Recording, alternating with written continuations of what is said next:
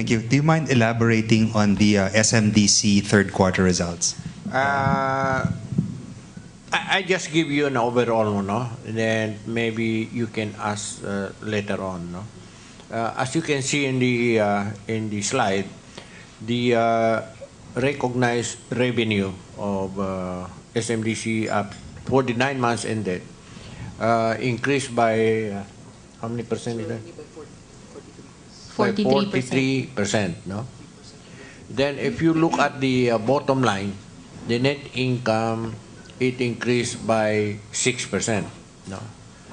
Now, the reason for these differences is that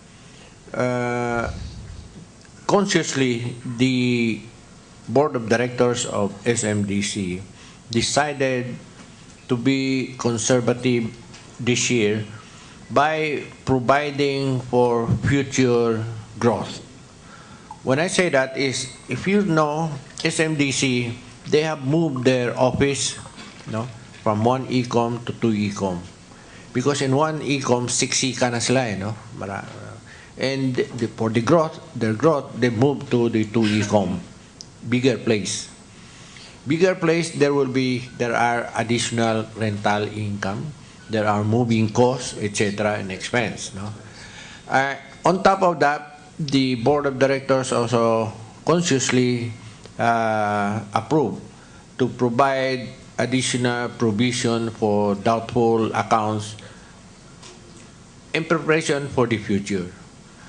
And then they have also accelerated their land acquisition.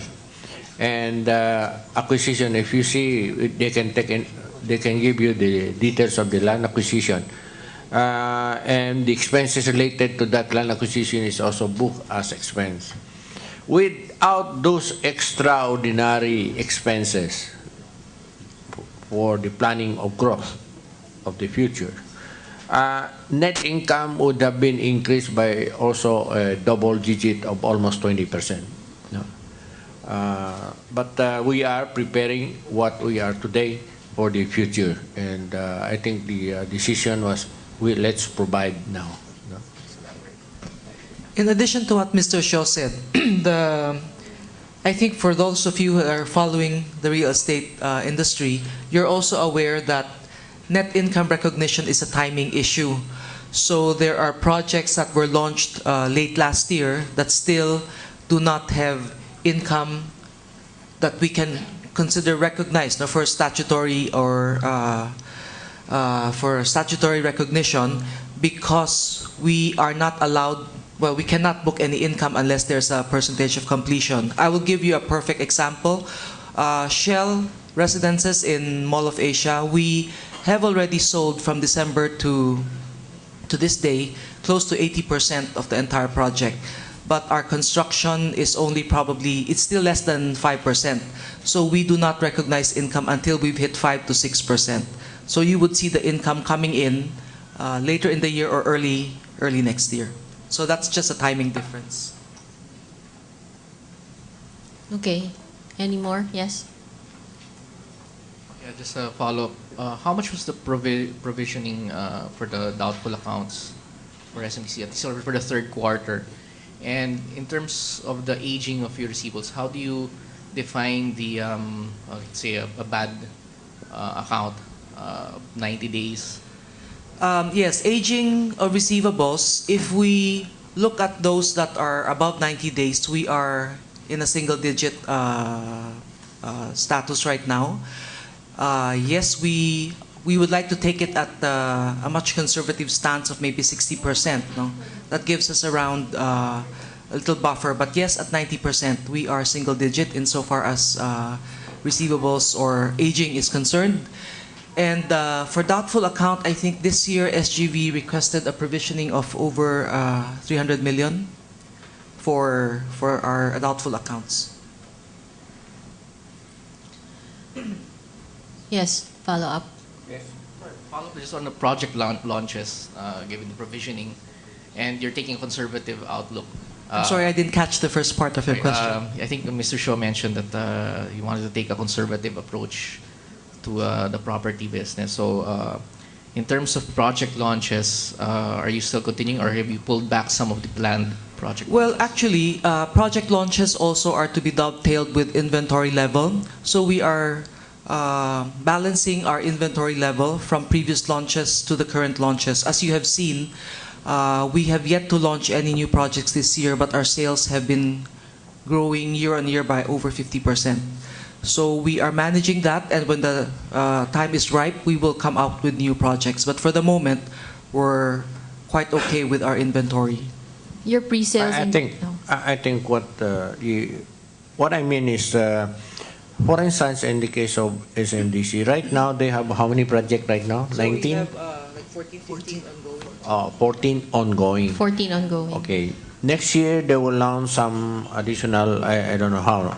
So they foresee that by next year there will be more sales, and therefore they will need more sales force, more administration, more marketing people.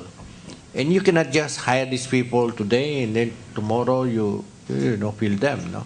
You have to prepare, train them, and accustom them of the way SM is doing.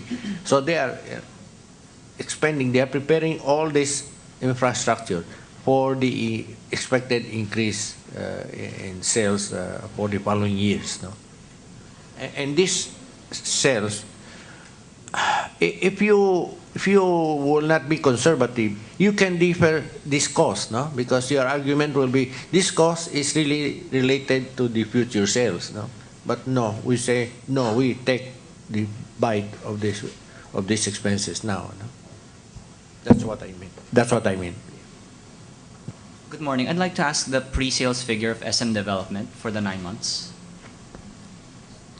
We're approximately 26.3 26.3 billion. Thank you. For 9 months. What's the growth on that? What's the growth? The growth is almost, it's approximately 50% from last year. Okay. Maybe next briefing natin, we hold it in MOA. Then you'll see the shell, what they are talking about, the shell, why it is 80% sold already when the construction is only 5%. No? You'll see why. C, and then the seashell. Seashell, meron pa, no? So maybe you'll be convinced to buy also. Kasi kung dito lang, paano nila nabenta 80%? 5% lang yung construction, but the demand is there. No? Yes. Thank you. Just a follow-up question on the retail. The expansion so far on retail has been on organic through the existing labels, but how much of the future growth can we expect from acquisitions? Because we noticed, for example, that over the past month, among the 3 largest retailers, it was Rustans who went further or went into convenience stores, but we don't see SM doing that. What should we expect from non-organic retail expansion? We are always open to opportunities. So far, we're busy with doing our own expansion. We believe there's still a lot of opportunities within. But if there are opportunities that do come by, we're open, and we do consider every so often, but it has to have a fit in our organization. So maybe I can request the business heads who are present here to talk about their expansion next year, since we're already towards the tail end of 2012 now. What can people expect, say, from the department store, the stores, and the malls, no, for 2013? I speak on behalf of the SM department stores. The SM department stores, as you had mentioned, will grow organically with the malls. So as we open malls, the department stores will also open at this point. In our case, we still commit to about 20 to 30 stores annually, organic. How many of that are Save More? Majority. Jeff? If we say 30, normally the Save More is reaching about 20. By the end of next year, 2013, how many stores By end of this year, we will be 155. Next year, maybe we'll end up with 185. Okay. Well, for the malls, we have already reported the expansion programs, and I think Cora showed some slides earlier. But by December 14, we will open Chongqing, and it's now, I think, about 80% expected occupancy level by December 14. There will be major international brands that will be opening, the likes of Uniqlo, Starbucks, Zara, and we expect China to continue to contribute in the mid-term and long-term to the P&L of SM Prime. I think right now, currently, it's about 5–6%. We project this to go up to about 7–8% in the next 3 years as soon as we open SM Tianjin. In the Philippines, next year, we will open the much-awaited SM Aura in Taguig. There will be what we call a civic center that we will lease to call centers and government offices. Apart from that, I think we'll also open the expansion in Mega Mall. As you can see now, we have the parking building. We will be developing a new area that is the parking lot right now that will add in about 100,000 square meters of floor area.